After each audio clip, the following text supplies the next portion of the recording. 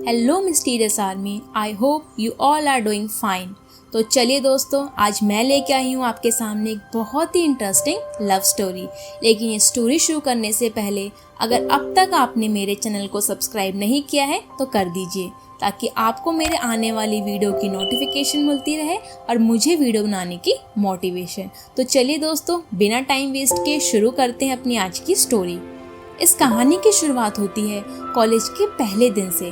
राहुल का भी कॉलेज का आज पहला दिन होता है। कॉलेज का पहला दिन हर बच्चे के लिए खास होता है। नए दोस्त, नई जिंदगी, नए सपने, कुछ कर दिखाने की आस, एक अच्छा फ्यूचर। लेकिन राहुल के लिए कॉलेज का मतलब बस एक मस्ती करने की जगह थी। दोस्तों के साथ घूमना, लेट नाइट पार्टी करना, कैंटीन में बैठना। उसका पढ़ाई लिखाई में कोई इंटरेस्ट था ही नहीं। उसकी जिंदगी में जो भी थे बस उसके दोस्त थे। अब आज कॉलेज का पहला दिन होता है और पहली क्लास भी होती है। तभी क्लास में एक सुंदर सी लड़की की एंट्री होती है, जिसका नाम होता है नैन्सी। नैन्सी बहुत ही सिंपल लड़की होती है, मानो फैशन और मेकअप से उसका दूर दूर तक कोई लेना देना ना हो। नैन्सी बहुत ही इंटेलिजेंट लड़की होती है और साथ ही साथ अपने स्कूल की टॉपर भी होती है। उसकी जिंदगी किताबों से ही शुरू होती और किताबों पर ही खत्म होती। राहुल की नजर जब नैन्सी पे पड़ी तो वो नैन्सी को देखता ही रह गया। वो मन ही मन सोच रहा था, आज के इस मॉडर्न टाइम में कोई लड़की इतनी सिंपल कैसे हो सकती है। नैन्सी सूट सलवार में बेहद खूबसूरत लग रही थी। अब आज कॉलेज का पहला दिन खत्म होता है, लेकिन राहुल की नजरों के सामने पूरी रात बस एक ही चेहरा रहता है, वो था नैन्सी का। उसकी सादगी और सुंदरता राहुल को अपनी तरफ आकर्षित करने लगी थी। वो पूरी रात बस एक ही गाना सुनता रहा, पहला नशा पहला खुमार। अब वो अपनी एक भी क्लास मिस नहीं करता था। ये बात अलग थी कि क्लास में टीचर जो भी पढ़ाते सब कुछ उसके सर के ऊपर से निकलता। वो बस क्लास नैन्सी के लिए ही लेता। अब वो कॉलेज की एक भी दिन की छुट्टी नहीं करता था। ये सब देख के राहुल के पेरेंट्स बहुत खुश हुए। उन्हें लगा शायद उनका बेटा समझदार हो गया है और पढ़ाई की इम्पोर्टेंस को समझने लगा है। लेकिन जनाब, यहाँ तो मामला कुछ और ही चल रहा था। लेकिन अब परेशानी की बात ये थी, नैन्सी शायद राहुल को अच्छे से जानती भी नहीं थी। जैसे क्लास के बाकी लड़के थे वैसे ही उसके लिए राहुल भी था। अब क्योंकि राहुल की इमेज पूरे कॉलेज में खराब थी, तो नैन्सी भी उसे एक आवारा और बिगड़ा हुआ लड़का ही समझती थी। अब राहुल को बस दिन रात एक ही बात खाई जाती कि वो नैन्सी से बात कैसे करे, अपनी दोस्ती कैसे बढ़ाए। उसने सोशल मीडिया के थ्रू भी नैन्सी से कांटेक्ट करने की कोशिश करी, लेकिन नैन्सी ने उसके किसी भी कॉल या मैसेज का रिप्लाई नहीं किया। और क्लास में राहुल की बात करने की हिम्मत नहीं होती, क्योंकि नैन्सी एक टॉपर लड़की थी। वो सारा टाइम बुक्स में लगी रहती है, थोड़ा बहुत फ्री टाइम मिलता तो वो लाइब्रेरी चली जाती। उसके बहुत ही कम दोस्त थे और वो लोगों से बहुत ही कम बात करती। अब राहुल को लगने लगा शायद उसकी लव स्टोरी का दी एंड हो चुका है और अब उसे नैन्सी को भूल जाना चाहिए। लेकिन वो कहते हैं ना, अगर किसी चीज को दिल से चाहो तो पूरी कायनात उसे तुमसे मिलाने में लग जाती है। तो राहुल के साथ भी कुछ ऐसा ही हुआ। अब टीचर क्लास में सभी बच्चों को एक प्रोजेक्ट बनाने के लिए टॉपिक देते हैं, लेकिन कमाल की बात ये थी कि इस प्रोजेक्ट को ग्रुप में डिवाइड कर दिया था और नैन्सी और राहुल का एक ही ग्रुप था। मतलब उन्हें साथ मिलकर ये प्रोजेक्ट कंप्लीट करना था। अब नैन्सी के साथ अपना नाम सुन के राहुल की खुशी का तो मानो ठिकाना ही नहीं रहा। अब वो मन ही मन नैन्सी को लेके नए नए सपने देखने लगा और इस प्रोजेक्ट को करने के लिए उन्हें 1 महीने का टाइम मिला। अब नैन्सी राहुल के पास आती है और बोलती है, हेलो, आई एम नैन्सी, मैं तुम्हारी प्रोजेक्ट पार्टनर हूँ। अब राहुल इतने दिनों से नैन्सी से बात करने की कोशिश कर रहा था और नैन्सी अब उससे खुद आके बात करती है। राहुल को ऐसा लगता है मानो जैसे वो कोई सपना देख रहा है। नैन्सी बोलती है, हम जल्द से जल्द इस प्रोजेक्ट को बनाना स्टार्ट कर देना चाहिए। राहुल कहता है, ठीक है, जैसा तुम कहो। लेकिन दूसरी तरफ नैन्सी बहुत टेंशन में आ जाती है। उसे पता होता है राहुल कैसा लड़का है, उसका पढ़ाई लिखाई में कोई इंटरेस्ट नहीं था।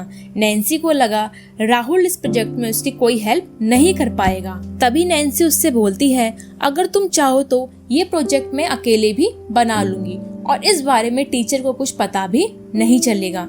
लेकिन राहुल कहता है, नहीं, मैं तुम्हारे इस प्रोजेक्ट को बनाने में पूरी हेल्प करूंगा। अब दोनों प्रोजेक्ट बनाना शुरू कर देते हैं। नैन्सी देखती है राहुल इस प्रोजेक्ट को लेके बहुत सीरियस होता है। वो नैन्सी की पूरी हेल्प करता है। अब वो खाली टाइम में कॉलेज की कैंटीन में नहीं बल्कि नैन्सी के साथ लाइब्रेरी में जाता, ना दोस्तों के साथ घूमता, ना आवारागर्दी करता, मानो वो कॉलेज का पूरा टाइम सिर्फ पढ़ाई में ही स्पेंड करता और साथ ही साथ नैन्सी की केयर भी करता। ये सब देख के नैन्सी को बहुत अच्छा लगता है। दोनों एक दूसरे के नंबर भी एक्सचेंज करते हैं क्योंकि दोनों को एक ही प्रोजेक्ट पे काम करना था और कहीं ना कहीं वो दोनों अच्छे दोस्त भी बन चुके थे। पर एक दिन अचानक नैन्सी रात को राहुल को कॉल करती है।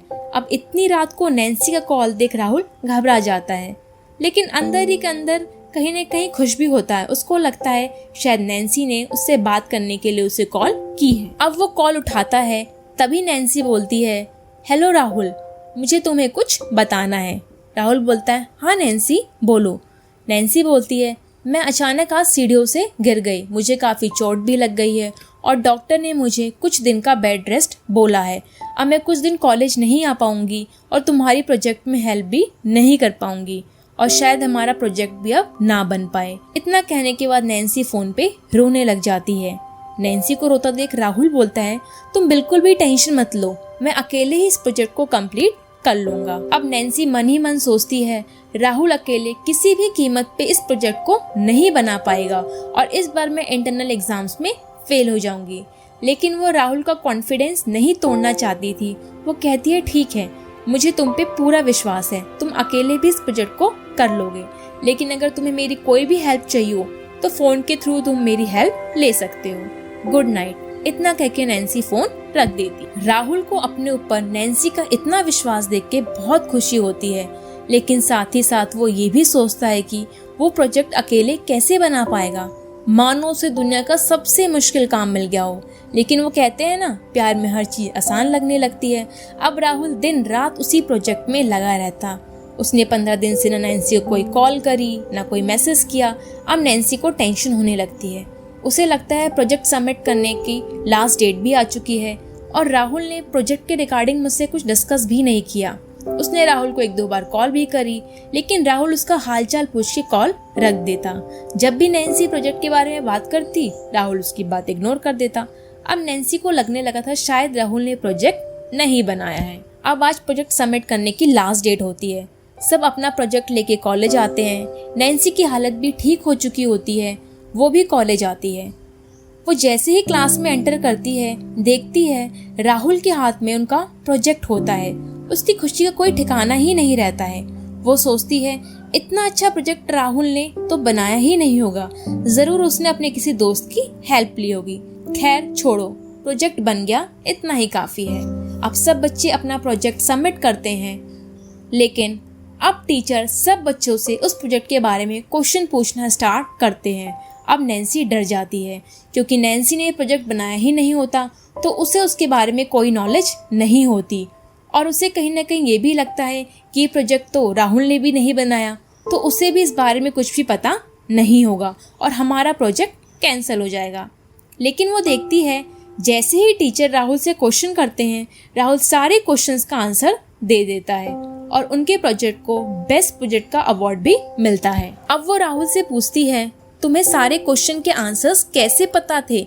मुझे तो लगा तुम्हारा ये प्रोजेक्ट किसी दोस्त ने बनाया है। राहुल कहता है कि ये प्रोजेक्ट मैंने दिन रात मेहनत करके खुद बनाया है। तुम्हारी तबीयत वैसे ही खराब थी, इसीलिए मैंने तुम्हारी हेल्प नहीं ली। मैं तुम्हें और परेशान नहीं करना चाहता था और मुझ में इतनी लगन तुम्हारे विश्वास से आई। अगर तुम उस दिन मुझे अपना विश्वास नहीं दिखाती तो शायद मैं प्रोजेक्ट नहीं बना पाता। थैंक यू मुझे एक नया राहुल बनाने के लिए। अब राहुल की बातें सुन के नैन्सी की आंखों में आंसू आ जाते हैं। वो सोचती है कि वो राहुल के लिए कितना गलत सोच रही थी। अब ऐसे ही दोनों की दोस्ती और गहरी होती चली जाती है। अब राहुल पूरी तरह से बदल जाता है। अब वो अपना पूरा टाइम क्लास और लाइब्रेरी में ही बिताता। उसे जो भी फ्री टाइम मिलता वो नैन्सी के साथ ही स्पेंड करता। ऐसे ही दिन बीतते गए और दोनों एक दूसरे से प्यार भी करने लगे और दोनों ने एक दूसरे से इस प्यार का इजहार भी कर दिया। अब दोनों का प्यार बहुत गहरा हो चुका था। नैन्सी के प्यार ने लूजर राहुल को एक टॉपर राहुल बना दिया था। अब आता है कॉलेज का आखिरी दिन। नैन्सी और राहुल एक दूसरे को देखे बिना एक दिन भी नहीं रह पाते थे और वो नॉर्मली कॉलेज में ही मिलते थे, लेकिन उन्हें अब टेंशन होने लगी थी। अब वो एक दूसरे से कैसे मिलेंगे, एक दूसरे के बिना कैसे रहेंगे।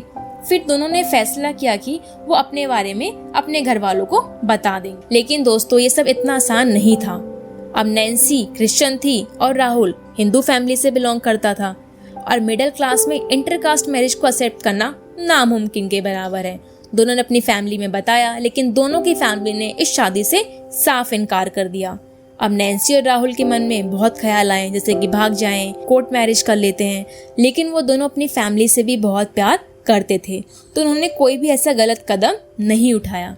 बहुत कोशिशों के बाद उन दोनों ने अपनी फैमिली को मना लिया और उन दोनों के घर वाले इस शादी के लिए राजी भी हो गए, लेकिन उन्होंने इस शादी के लिए एक शर्त रखी। अब इस शर्त क्या थी दोस्तों, उन दोनों की शादी हुई या नहीं हुई, ये सब पता करने के लिए आपको हमारी नेक्स्ट वीडियो यानी कि पार्ट बी का इंतजार करना पड़ेगा। लेकिन दोस्तों आपको ये वीडियो कैसी लगी कमेंट सेक्शन में जरूर बताइए। तब तक के लिए God bless you all. Thank you.